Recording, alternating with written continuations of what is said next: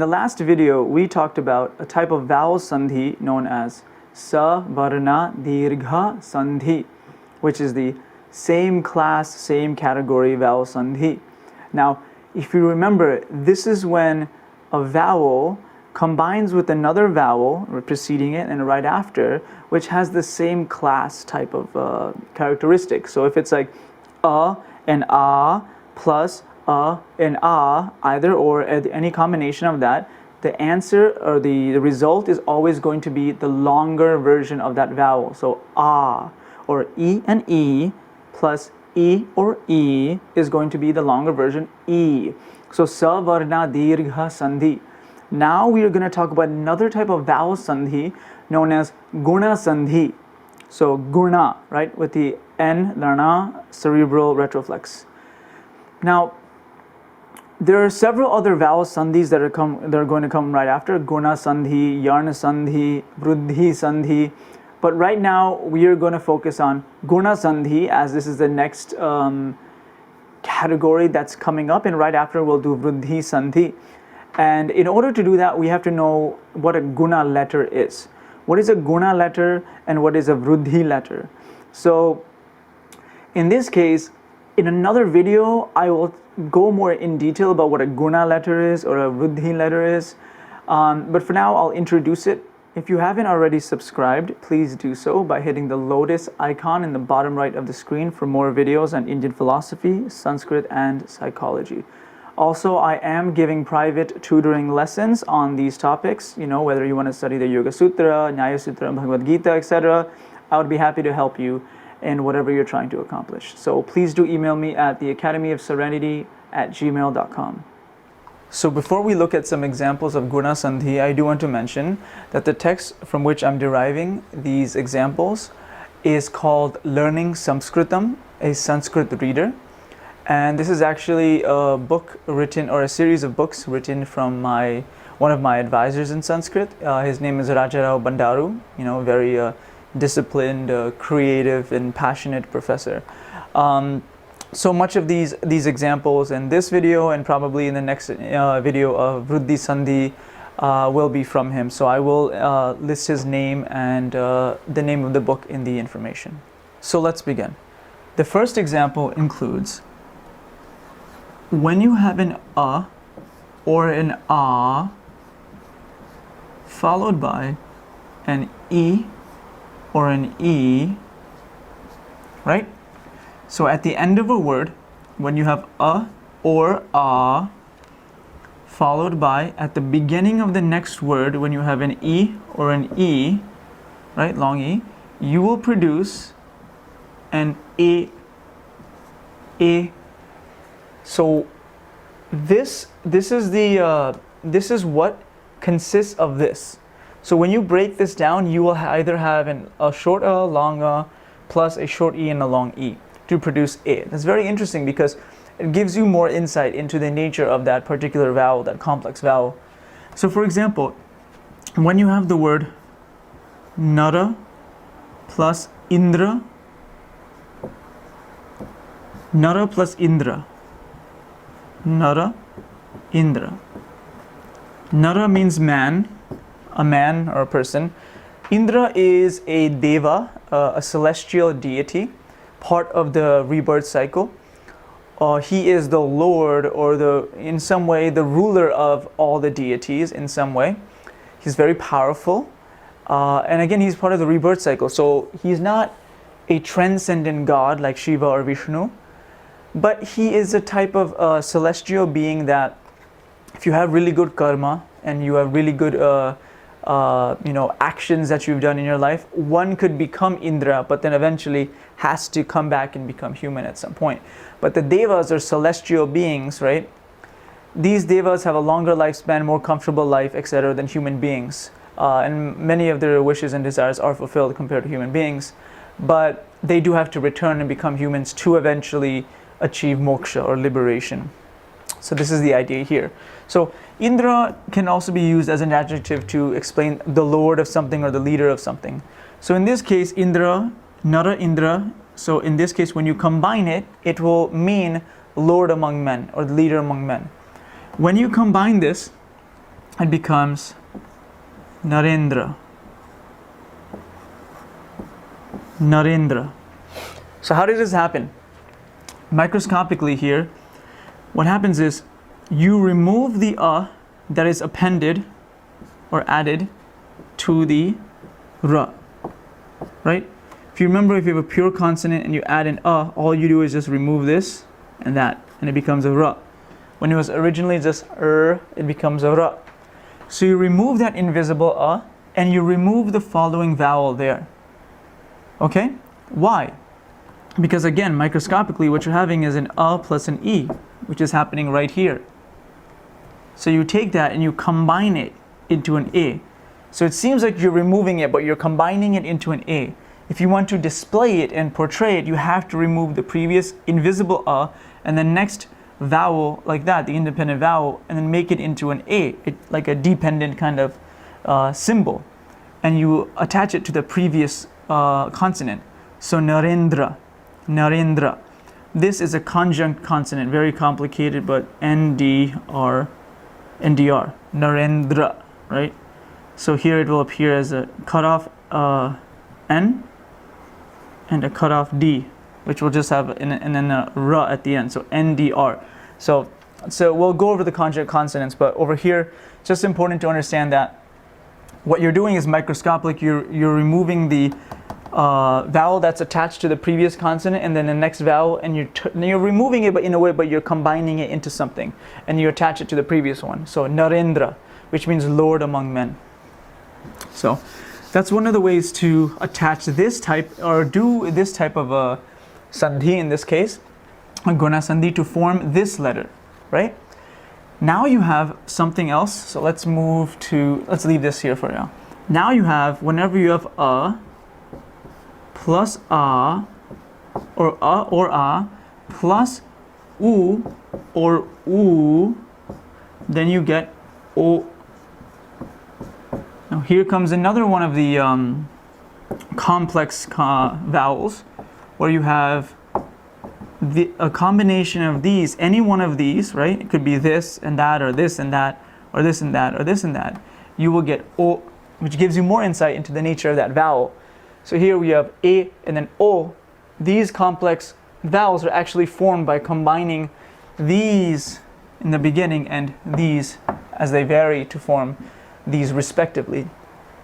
So an example here is we have, let's say we have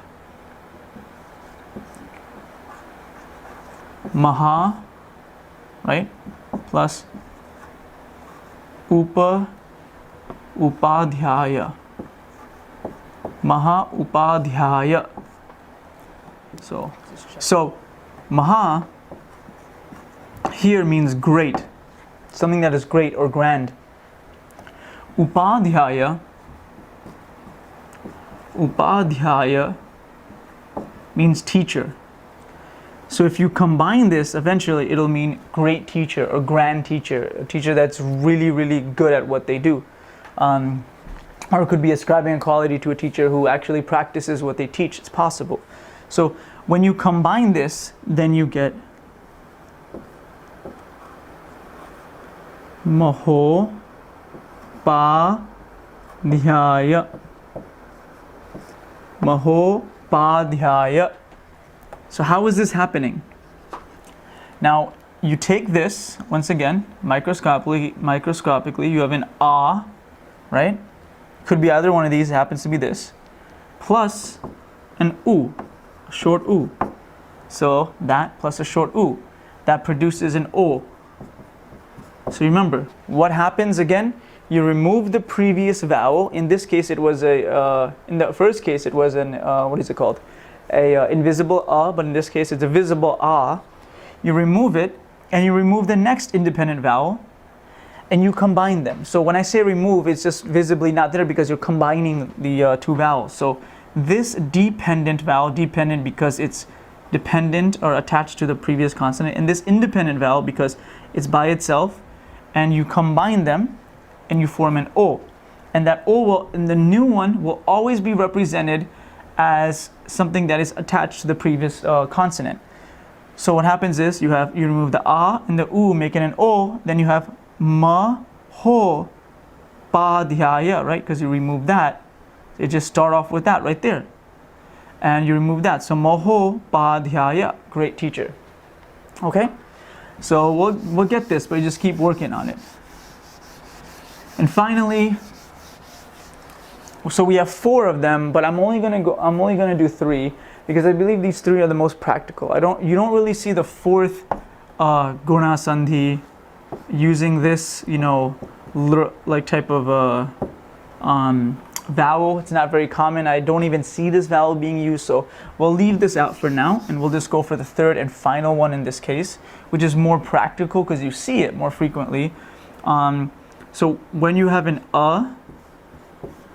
or an plus a ri or a ri, longer one, or ru. So or plus ri or ri, right? You get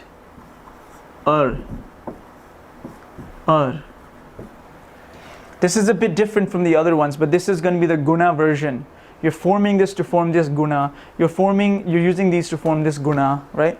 So you're going to get an So for example, you have Raja plus Rishi. Raja plus Rishi. So Raja, Rishi. Raja means king. Rishi means seer or sage. When it comes to the Vedas, right? So we have the Rig Veda, Sama Veda, Yajur Veda, Atharva Veda. It is said, or it is considered, that rishis, people who meditated or took soma, they had these experiences, profound experiences of the Vedas, and so a lot of them were practitioners. They meditated.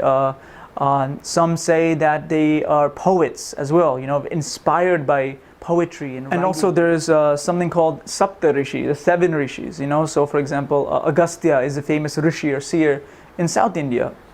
And so there's many different concepts of rishis, and so also you'll notice that Brahmins or Indians from the Varna or the class of Brahmana, right? Brahmins, their last name, or they have something called a gotra, which is a lineage, which is usually linked to one of the rishis, So the gotra that they have, which is a link, you can tell from their last names. So a Brahmin will say, I'm from this gotra. And when you say from that gotra, you know what sage or rishi they're associated with. So it's very interesting. But for now, we look at rishi here, and we look at Raja. So Raja Rishi. Now remember, you remove the previous one here, vowel here, and you remove the next independent vowel, and you combine that. Why? Because again, we have an here plus a ri, right? Combine them and So what happens is, remove that, is you write Ra, Ja, Rishi. So you have Raja Rishi. So here what's happening is R-A, J, A, R, S, the S with the sh and E. Now this is a little complicated because what happens is, it's the same thing that's happening as everything else, but what's happening is, we'll learn in other videos that when the consonant ra acts in a very interesting way. When you want to add it before a consonant, you put it as like a hook symbol in the next one. So it's very interesting. In this case, you're seeing a hook symbol, which is right there in that one. But sometimes when you want to add it to a certain letter, then it adds it to the bottom of it like that, like dra, which is really interesting, So we'll learn about the nature of ra, but just understand that what you're thinking here is what's happening. It seems a little odd. So it's Rajar Shi, right? Rajarshi. That's really what's happening. Rajarshi. So that's how it's being formed. So what's happening is you read it like this, you go up to the hook, and then you go back down. Rajarshi.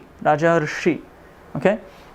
So here we conclude the 3 different types of ways to form the Guna Sandhi, right?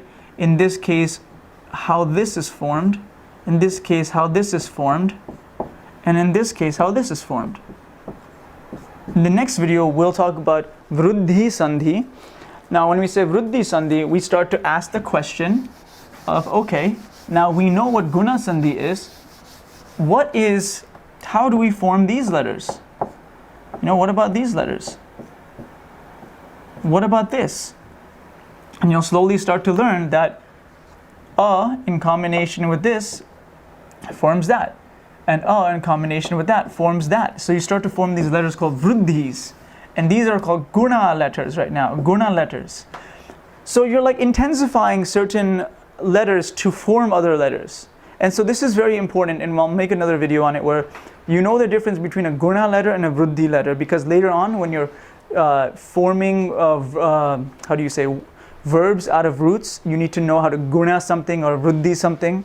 So you'll have to know that, okay, well, here's this. So I want to take the guna of this. So the guna of this becomes that. I want to take the vriddhi of that. Okay, the vriddhi of that becomes that. Vriddhi of that becomes that. So you want to slowly understand what that means. And so, okay, I want to take the guna of that. Okay, no problem. Oh, I want to take the vriddhi of that. Okay, sure. So we'll learn that. But right now, we understand it as we're looking at three different complex situations here and breaking them down and how they're forming. It's very important to understand that. And when you see words, you see certain words, okay, you see Narendra like this. Narendra, it's someone's name, but you can also say, wait a minute, okay, well, I know Nara is a word and Indra is a word. Let me separate them. So Nara, Indra. And you know that only because you know that there's something going on here with this combination. That takes practice over time. So you're able to work on it. A more complex example, when you see this word like this, chaiva, right? You look at this word in a sentence and you're like, okay, what's chaiva? You look in the dictionary, like, I don't know what it is. But then you realize, wait a minute, okay, cha means and eva means indeed or an emphasis. So then you're combining this with an a, which eventually forms a vriddhi in the future, but you're able to break it down and you're able, oh yeah, that's what it means, right? So, because remember, a lot of things in Sanskrit come in long sentences, right? And you want to remember that you can break things down into words, right? Words with some vowel or something at the end, and some vowel or something in the beginning of the next word, and that combines to form a certain word. And this will take time, but remember, we learned vowel sandhi already, and savarana, not all of it, but savarana dirgha sandhi. So the same class vowel. Now we're learning different class vowels, but it's called guna sandhi. So in a way, we're going into the next category of different class vowels. So same class vowel, now different class vowels in one way called guna sandhi. Then we'll learn a different class vowel known as vriddhi sandhi, and then yarn sandhi, and then one more after that. And so you'll know all the vowel sandhis. So this takes practice and time, and you'll be able to go through it. So in the next video, we will go over what is known as vriddhi sandhi, using probably the same examples from the book from Dr. Rajarao Bandaru. And if you haven't already subscribed, please do so by clicking the lotus icon in the bottom right for more videos on Indian philosophy, Sanskrit, psychology, and many other topics.